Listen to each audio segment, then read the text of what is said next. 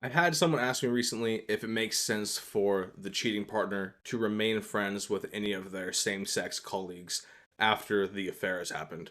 And it's an interesting question. There are a couple of weird factors involved. Number one is just the fact it's kind of a heteronormative question in a lot of ways. It just kind of assumes that all men are attracted to women, all women are attracted to men, all couples are heterosexual couples. And so this gets more complicated if someone is bi.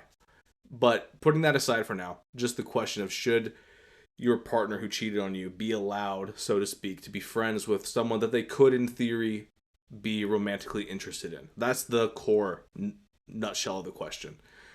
And the answer is I think ultimately yes, they should be allowed to be friends with those people, but especially within the initial kind of like recovery phase, if you're trying to work on that relationship and salvage it and save it.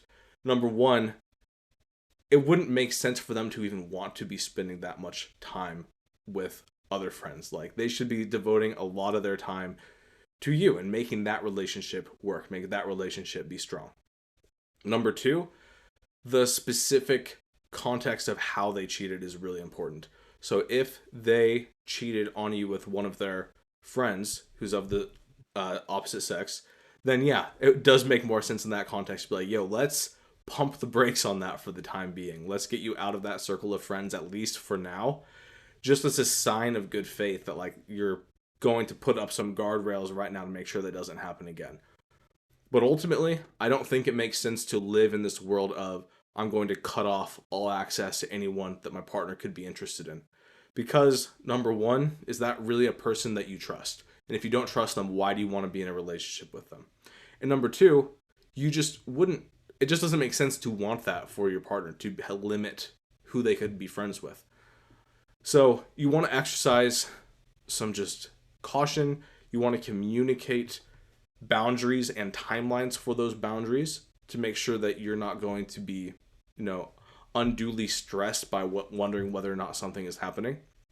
There should be a lot more transparency and openness. So if they are going to be friends, having access to the text conversations or coming along. And if they normally went on their own to hang out with this person, play a board game or some shared hobby that you don't have an interest in, like tagging along for a couple of times, like those types of things all make sense. But I just think viewing it in terms of this binary of like, yes, they should or no, they shouldn't doesn't really make sense. It's not helpful.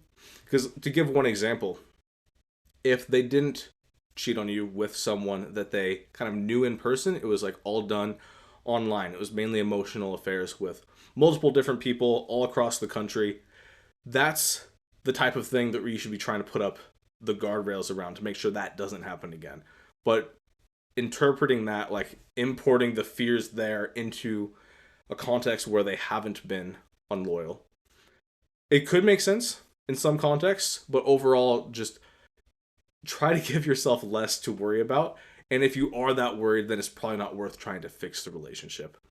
I know that's not a very direct answer, but hopefully it helps kind of get you thinking through it in a more nuanced way about what actually makes sense for you in your context and not just looking for someone's external validation to tell you that you're right or wrong.